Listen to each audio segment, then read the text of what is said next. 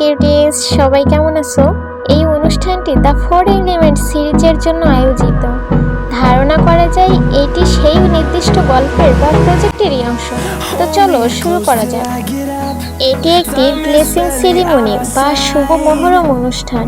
থাইল্যান্ডে কোনো নতুন নাটক, সিনেমা বা সিরিজ শুরু করার আগে সৌভাগ্য এবং সাফল্যের জন্য এই ঐতিহ্যবাহী পূজা বা প্রার্থনা করা হয়। উপরের ছবিতে দেখা যাচ্ছে তারা ধূপ জ্বালাচ্ছেন এবং সামনে প্রচুর হলুদ গাঁদা ফুল রাখা আছে, যা এই রীতির অংশ। মূলত বেকি আর্মস্ট্রং এবং অন্যান্যরা এই নতুন প্রজেক্টের সাফল্যের জন্য প্রার্থনা করছেন এবং ভক্তরা সেই মুহূর্তটি সোশ্যাল মিডিয়ায় শেয়ার করেছেন। এটি জিএল গার্লস ক্লাব জনতা বা ফ্যান্সডমের সাথে সম্পর্কিত একটি পোস্ট। এটি দ্য 4 এলিমেন্ট প্রজেক্টের একটি অংশ হলেও এই প্রজেক্টে প্রকৃতির 4টি উপাদান আছে, যেমন মাটি, পানি, বাতাস, আগুন। এর উপর ভিত্তি করেই আলাদা আলাদা ছোট এবং শর্ট ফিল্ম তৈরি করা হয়েছে। থিম বেকি আর্মস্ট্রং যে অংশে অভিনয় করছেন সেটির থিম হলো বাতাস, তবে ক্যাপশনে দ্য ইয়ার সিরিজ লেখা থাকায় এটি বিভ্রান্তিকর হতে পারে, কিন্তু লম্পলিও মূলত বাতাসের সাথেই সম্পর্কিত। বেকির গল্পটি সাধারণত ভ্রমণ, বন্ধুত্ব এবং আবেগের উপর ভিত্তি করেই তৈরি। গল্পে দেখা যায় চরিত্ররা থাইল্যান্ডের বিভিন্ন সুন্দর লোকেশনে ভ্রমণ করছে। এটি থাইল্যান্ডের পর্যটক বা সফট পাওয়ার প্রচারের একটি অংশ হিসেবেও কাজ করে। এখানে সম্পর্কের গভীরতা এবং মানসিকতা প্রশান্তির বিষয়টি তুলে ধরা হয়েছে। এই প্রজেক্টে বেকি আর্মস্ট্রং-এর সাথে জুটি বেঁধেছেন থাই অভিনেত্রী অ্যাপেল লপিসেরা। বেকি আর্মস্ট্রং এখানে তিনি প্রধান চরিত্রে আছেন। তার ভক্তরা তাকে সাধারণত প্রিন্সেসের সাথে দেখতে অভ্যস্ত হলেও এই প্রজেক্টে অ্যাপেলের সাথে তার রসায়ন বেশ প্রশাসনিক ছিল। অ্যাপেল লপিসেরা তিনি একজন দক্ষ অভিনেত্রী এবং গায়িকা। তারা সবাই প্রত্যেকেই হাত জোড়ে প্রার্থনা করেছিলেন এবং তাদের মাঝেও কিছু কিছু সম্পর্ক নিয়ে কথা হয়েছিল। আমার বয়ফ্রেন্ড আমাকে আর অনুসরণ করতে পারবে না। শুভকামনা, দুর্দান্ত সাফল্য। চলো একসাথে সামনের দিকে এগিয়ে যাই। তোমরা সকলে ভাগ্যবান এবং সফল হও। ওহো, শুভকামনা ব্যাং ব্যাং, সবকিছুই সফল। দুঃখ করো না, তুমি দুঃখ করো না। ওহো, তাহলে পিডিকই একমাত্র ব্যক্তি যে চশমা পরে। ওহো, সানি তো এই চামচটি নৈবেদ্যগুলো বের করে আনবে। তারপর এই চামচটি ব্যবহার করে 4টি ভিন্ন খাবার তুলে নিও। তারপর এই চামচটি ব্যবহার করে মিষ্টিগুলো উপহার হিসেবে নিন। এখানে রাখুন, তুমি এখন এটা খেতে পারো, ঠিক আছে? তারপর এটি বের করে ফেলুন।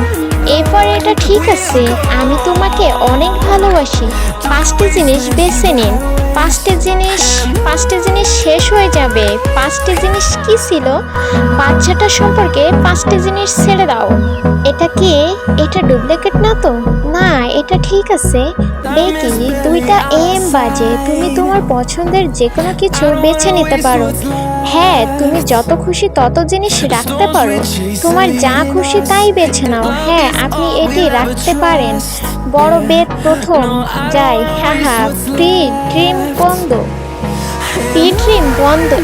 বৃষ্টি নামবে আর সে বৃষ্টি থেকে বাঁচতে আশ্রয় নেবে। বৃষ্টি হবে, কিন্তু কেবল সেই মুহূর্তে। আমরা এগিয়ে যাব, এটি আগের মতোই দৈর্ঘ্যের হবে। এটা খুব ঠিক আছে। তাহলে আমার মনে হয় তোমাকে শেখাতে হবে। আমি সত্যি কিছুই পারি না। বেকি, এখানে আপনার মা উপস্থিত আছেন। উনি কি বলতে চান? আমার মা চাইছেন এটা যেন পপ আপের মতো হয়। অনেক কাজ। এটা ঠিক আছে।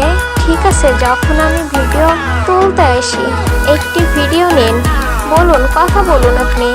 12 সমষ্টিকে একটু সময় দাও। দয়া করে আমাকে একটা ভিডিও প্রস্তুত করতে দিন। এক্স ভাগ্যবান সমৃদ্ধ উথিত। চলো একসাথে ফেলে দিই।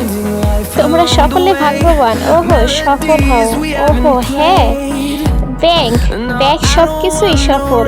দুঃখ করো না। আমি দুঃখিত নই। আমি সত্যিই দুঃখ করছি না। একমাত্র ব্যক্তি পিডিকই যে চশমা পরে। আমি এখনো মুক্ত নই। পিফাও কোথায় গেল? বেকি আর্মস্ট্রং সাধারণত জিএল গার্লস ক্লাব সিরিজের জন্য বিখ্যাত। এই শর্ট ফিল্মটিতেও দুজনের মধ্যে একটি মিষ্টি সম্পর্কের আভাস বা জিএল আন্ডারটোন রয়েছে, যা ভক্তদের খুব পছন্দ হয়েছে। এটি বড় কোনো ড্রামা সিরিজ নয়, বরং খুব শৈলী এবং সিনেমাটোগ্রাফিক দিক থেকে খুব একটি সুন্দর কাজ।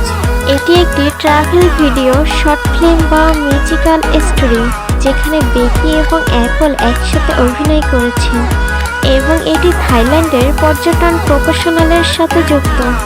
বেকি আর্মস্ট্রং এবং প্রিন্সেসা জুটি হিসেবে অত্যন্ত জনপ্রিয় হলেও এই নির্দিষ্ট প্রজেক্টে থিম না থাকার কয়েকটি প্রধান কারণ রয়েছে।